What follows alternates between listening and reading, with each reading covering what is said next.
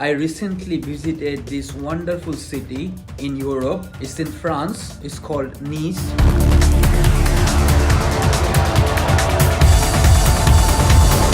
So what I did, I went to watch football god Messi. You know why Messi is the best player I ever seen him play? Because he's a competitor, he's an animal. Messi finds the ball and goal, the machine smell the goal. Scoring a live goal in front of my own eyes. Nice, France is actually an authentic place to go.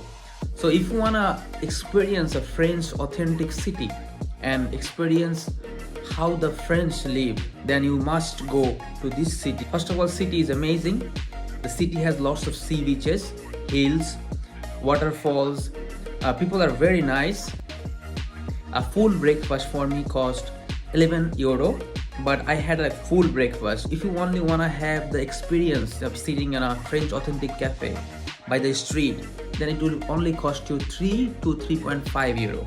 And in addition to that, if you wanna have the fine wine and dine experience in France, it will cost you 60 to 70 euro for 2 people. Now comes down to the most important factor, day pass. You should take a 5 euro day pass.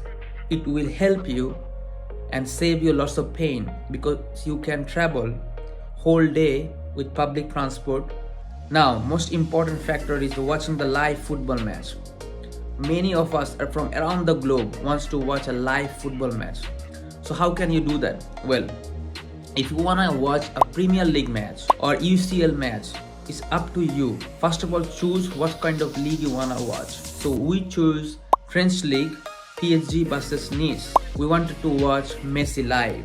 So what we did, we went to the home team website. If PSG is playing Nice, then you go to the Nice football team's website and you buy the ticket, and it will cost you 90 euro.